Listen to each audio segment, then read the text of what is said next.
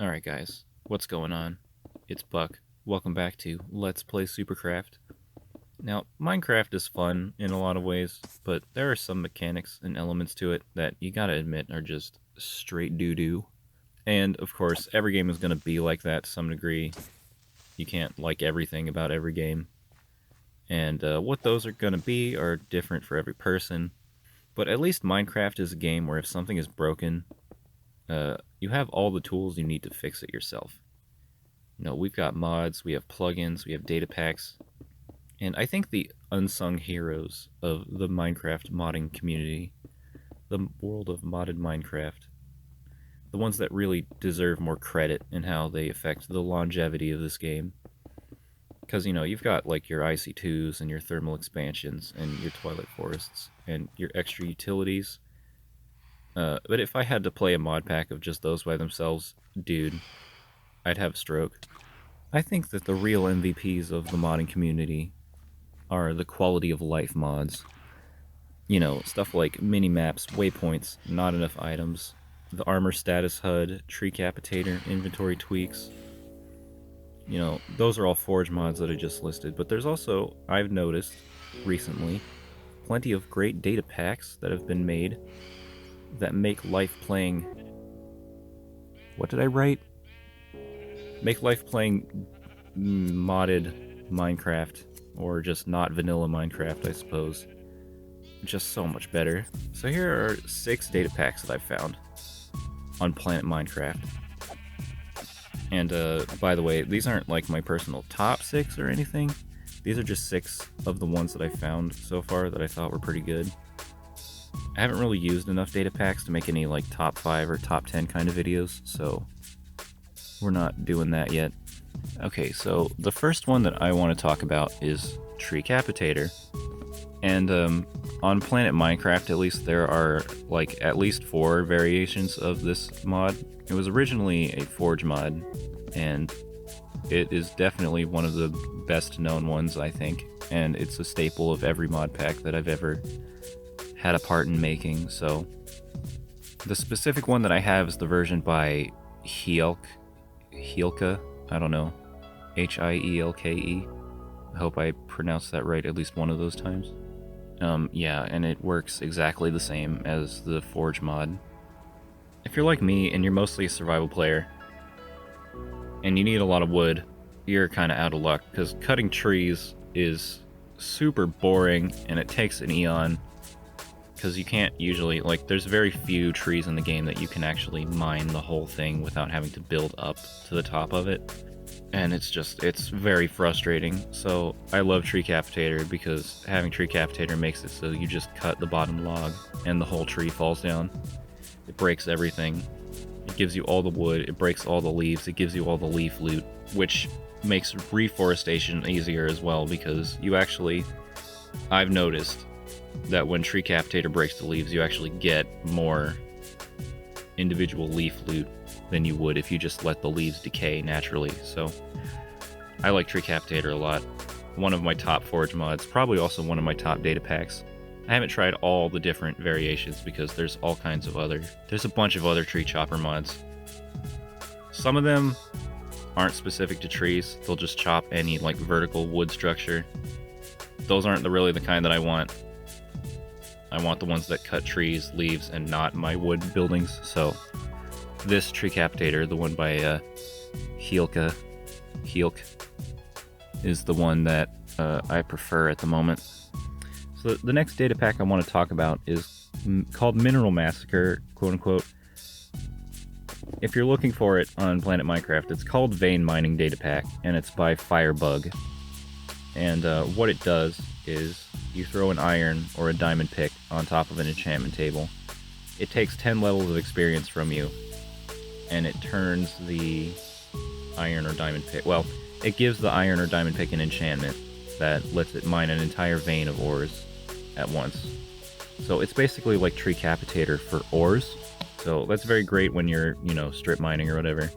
I noticed that it doesn't matter like what kind of ore it is.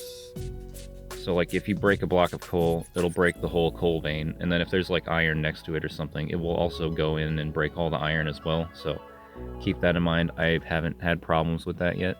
I think that that's normal and fine, but it does do that. I haven't tried it with Silk Touch yet. It doesn't work on the Mechanization ores because the Mechanization ores aren't really ores, I think, is the reason why it does that. They're like kind of complex entity structures, which is... I'm not exactly sure what they are or how they work, but they don't really count like vanilla ores, so you can't vein mine those. So another neat data pack that I found on Planet Minecraft is called Multi-Page Barrel Data Pack. It is made by Toaru.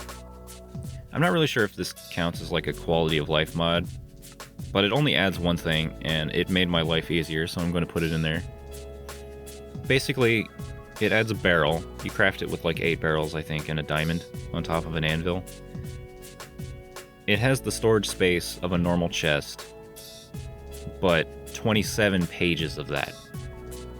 So they cost a bit, but considering like the cost to the volume of storage you get, they like you make 8 barrels and you sacrifice 1 diamond and you basically get 27 barrels out of that operation. So I think that it's worth it. I haven't tested to see if like importing items into it with a hopper will use all of the pages or if it'll only go on page 1. I do need to check that out. According to the Planet Minecraft page, the barrel can hold 648 stacks of items in 1 block though. So there's one that I got called Right Click Harvest, and what it does is if you right click crops, it harvests them and replants them automatically. I found it to be kind of finicky. The hitbox on it that actually lets you right click is a little bit wonky, and it's hard to do, especially on wheat. I found that it's really hard to actually right click harvest wheat, but it's more easily doable with carrots and potatoes and stuff. So there is also a left click harvest, and there's also I forget what it's called, but it's like you harvest it just by looking at the crops. You don't have to right click or left click if you just, you look at them funny, and they harvest themselves basically. Okay, so it's by Revon Zev. So that's how you know you've got the right one. Oh yeah, you have to be holding a hoe, and then you look at the crop, and when the hitbox disappears, like it'll spawn a villager, and then he'll immediately disappear, and then you can right click it, and it'll harvest it. As long as you can't see the hitbox. Which is hard to do with wheat, but not so much anything else. So it's useful. And you can still harvest them the normal way by breaking them, so it doesn't take away that functionality, so it's not like it'll make it impossible to farm anymore.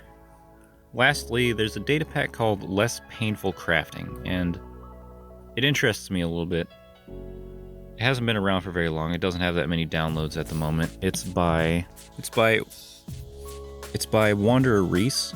It actually has quite a few more downloads as of today than I'm looking at it, but it just changes some of the recipes for a few of the vanilla items that I guess some people thought were difficult to craft. Like it changes the recipe for the dispenser and the dropper. It doesn't actually make them less expensive. It just like basically re-optimizes the recipe to be less annoying, supposedly. I don't know. I never crafted dispensers or droppers all that often, so I am not really sure. It changes the recipe for shulker boxes. It also, the thing that I like about it is it makes it so that if you want to dye wool or terracotta or something, you can use whatever colors you want in the crafting table. They don't have to all be the same color. And they also make it so that cobblestone and stone are interchangeable in most recipes, which is interesting. I'm not sure if I necessarily care too much about that, but I suppose it saves me a little bit of time. I don't have to smelt. I don't have to waste my electric furnace power making stone. So, I can't say it's a bad thing. But yeah, those are the 6 mods that I've added to my pack since the last time I made a video, which was roughly last week. Roughly a week ago. This is probably going to be a bit late because I'm going to have to record and edit this all today. As for data packs, I removed the Iron Jetpacks one because I mentioned this in the last video that I made, but the Iron Jetpacks video is a little bit too expensive to be really useful because I'll probably just have the titanium flying thing anyway.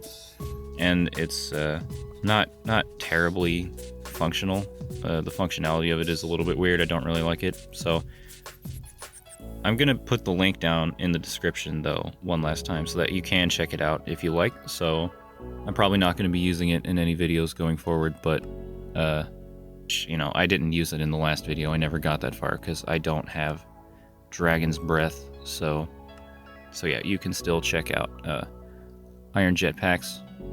I made some progress on the mechanization stuff. I probably showed off a little bit of it in this video by now.